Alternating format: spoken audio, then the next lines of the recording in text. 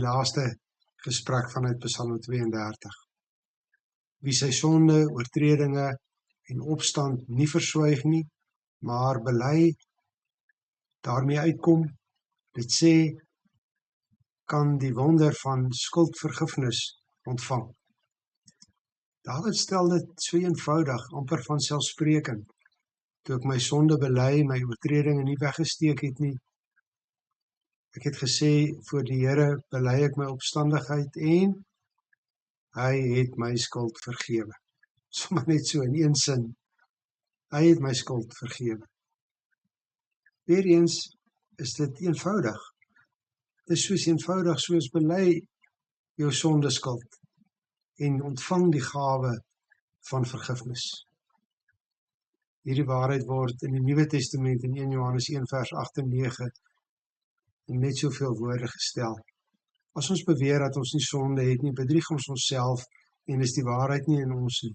Maar as ons sondes bely, hy is getrou en regverdig. Hy vergewe ons sondes en reinig ons van alle ongeregtigheid. Eenvoudig ja. Sonder dat Dawid iets doen, sonder offer, sonder boete doen en bloot deur die weg van belydenis heen ontvang hy vergifnis. Ons luister weer na vers 1 tot 3. Dit gaan goed met die mens, gelukkig is die mens, wie se oortredinge nie gestraf word nie, wie se sonde vergewe word. Dit gaan goed met die mens, gelukkig is die mens, vir wie die Here die oortredinge nie toereken nie, en in wie se gees daar geen valsheid is nie. Weer 3 woorde. Deur belydenis word ek nie gestraf nie, word my sonde vergewe, word my oortredings nie toegereken nie. Weer letterlik uit die 53 vertaling, hy vergewe my oortredinge, hy bedek my sondes, hy reken ongeregtigheid nie toe nie. Volkome vergifnis word gegee, op alle vlakke. Hoe mooi is dit, wie sy eie sonde nie toemaak nie, maar oopmaak, vir hom sal die Here die sonde toemaak. Hy sal dit nie toereken nie. Dawid gee geen rede waarom dit skynbaar so eenvoudig is nie. Maar daar moet tog 'n rede wees waarom die regverdige God vergewe, sondes bedek en ongeregtigheid nie toereken nie. Ons ken genadiglik hierdie rede. Hy het gestraf. Hy het die sondes oopgemaak. Hy het die sondes toegereken. Hy het uit sy genade dit vir ons gedoen deur die kruisiging van sy seun. Omdat Jesus die straf op ons oortredinge gedra het, omdat ons ongeregtigheid hom toegereken is, omdat ons skuld op hom neergekom het. Daarom het ons toegang tot vergifnis. En daarom is dit so eenvoudig. Oor belydenis en vergifnis wil ek graag 'n uiters belangrike punt maak wat ons maklik verkeerd verstaan. En miskien wat daartoe aanleiding gee dat ons so sukkel met belydenis en vergifnis. Ons maak maklik van skuldbelydenis 'n voorwaarde vir skuldvergifnis.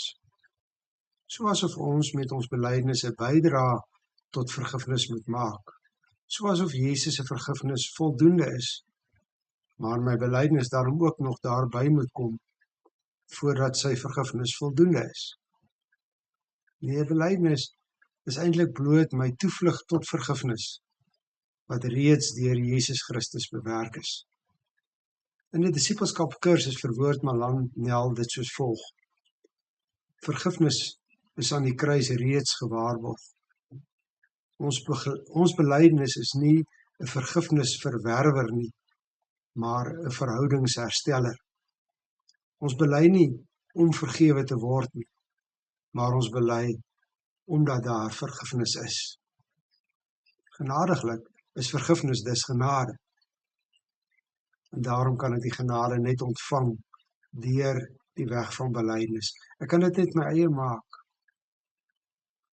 Here, ek is jammer dat ek die verhouding met U vertroebel verbreek het. Ek aanvaar dat Jesus Christus ook vir hierdie sonde gesterf het. Hierdie sonde wat my van U af wegtrek.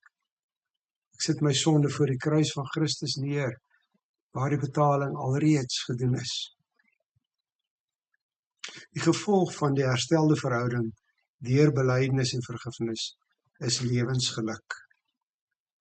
So begin die Psalm ons: gelukkig, salig, welgeluksalig is die mens wat vergewe is. Hy sal in harmonie met God lewe. Hy sal die shalom van God beleef. Hy sal lewe soos die Psalm ons aan die einde oproep. Verbly julle in die Here en juig regverdiges, jubel opregtes. Goeienaand.